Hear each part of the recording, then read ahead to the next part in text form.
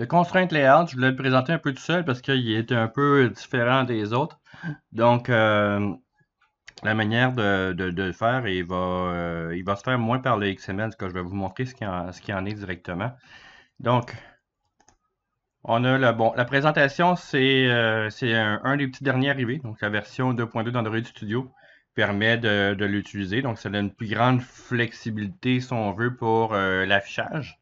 Et vous allez avoir ces trois types de contraintes par rapport à ces éléments-là. Donc, il y a la notion de connexion avec la layout parent. Donc, la manière qu'il va se positionner avec la layout parent. Il va avoir une connexion par rapport à une autre vue, donc un autre élément qui est là. Et il peut y avoir aussi des alignements par rapport à une autre vue. Donc, une connexion, des alignements, vous avez des connexions par rapport aux parents, donc la manière que ça va être positionné.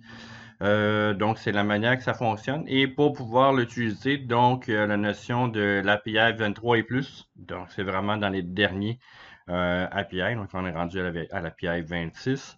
Et dans certains cas, je sais que moi, je n'ai pas eu besoin de le faire, mais dans certaines documentations que j'ai vues, il y a une notion d'ajouter la dépendance dans Gradle. Donc, si vous voulez rajouter des notions un peu plus fancy, si on veut, out of the box, en dehors de ce que propose Android, bien, il voudra rajouter certaines dépendances. On le fait dans le Gradle ici. Donc, dans ce cas-là, c'est de rajouter l'implémentation de comme Android Support Constraint et Layout. Ici, c'est la version 1.10 que j'ai présentement. Donc, si on regarde concrètement ce qu'il y en est, c'est dans l'Android ici, vous avez le Gradle en double-cliquant sur le Gradle, donc le build Gradle de votre application. Vous avez les dépendances. Donc, parce que là, ici, j'ai l'implémentation de cette dépendance qui est là.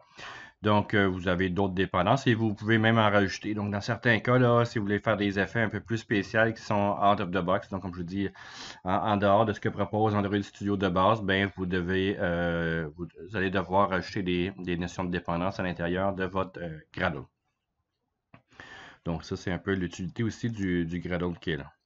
Donc, j'ai pas beaucoup de présentations à faire sur le côté du Constraint Layout parce qu'il a été conçu pour être utilisé via l'éditeur de layout. Donc, c'est vraiment là, c'est WYSIWYG, comme on dit, c'est what you see is what you get.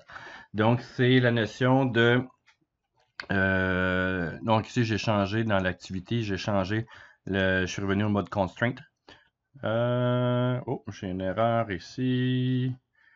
Android support widget, comp app bouton. Ouais, je pense que c'est ça. Là, j'ai un bouton. De sûrement manquer quelque chose. Un instant.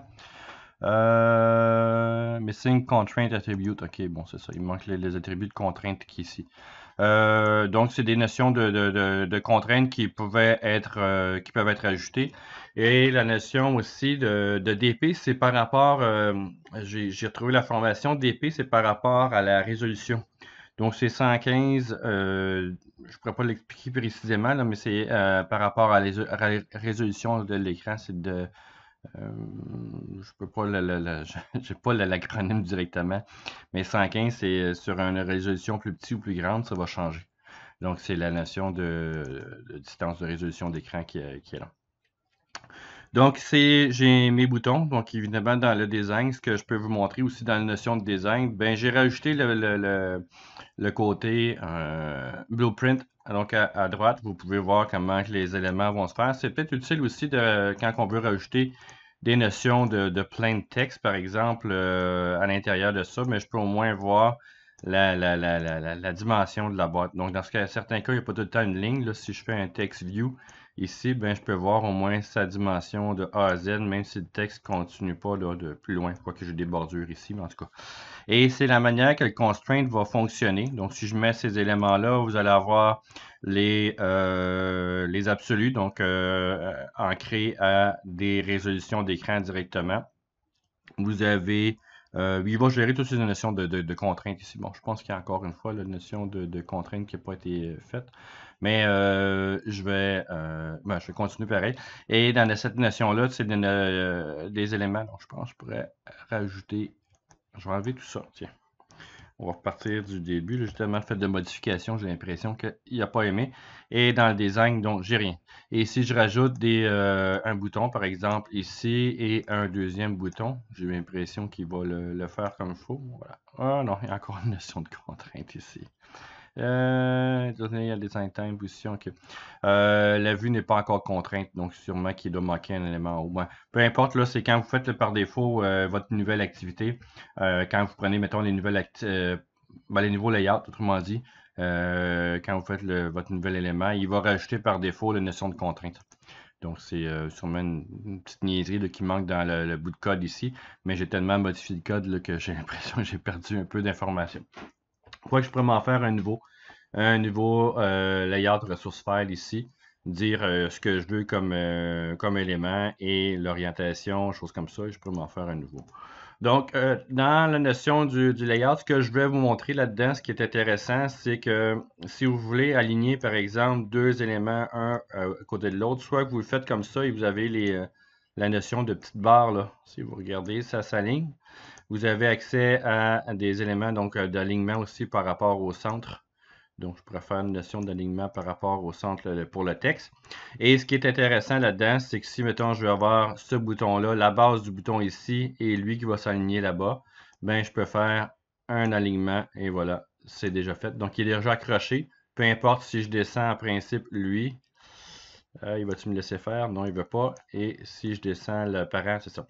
Donc, la notion de parent et enfant, je peux aller bouger mes éléments de cette manière-là. Et je peux aussi aller enlever le lien. Et je peux le faire à l'inverse. Donc, évidemment, si je le mets comme ça, si lui bouge, bien évidemment, c'est l'autre. Donc, je peux faire la même chose pour la notion de texte, par exemple, plain text. Ici, ben rien ne m'empêche de vouloir l'aligner avec lui. Et voilà, donc je peux faire un paquet d'alignements et quand je vais rebouger mes éléments ici, ben, en principe, il se fait pas. Pourquoi que lui, il veut? Ah, c'est parce que je ne bouge pas de la même gauche-droite, c'est ça. L'un, c'est pour l'horizontal et l'autre, c'est pour le vertical. Donc, vous pouvez utiliser ces notions-là pour faire l'alignement. Donc, vous pouvez excusez-moi, des liens par rapport à ces éléments-là. Et je devrais avoir, j'imagine, à l'intérieur, peut-être qu'il ne l'a pas encore fait, là. Non, c'est ça. Donc, j'ai les absolus, mais il faudrait que je regarde dans les contraintes, puis la notion de contrainte va se rajuster. C'est pour ça aussi que j'ai des erreurs avec les petits, là. Donc, il faut que je regarde la notion de contrainte. Mais quand vous faites un nouvel élément, par défaut, vous pouvez travailler avec les contraintes et ça permet d'aligner et de travailler avec toute cette notion-là là, directement. C'est vraiment intéressant.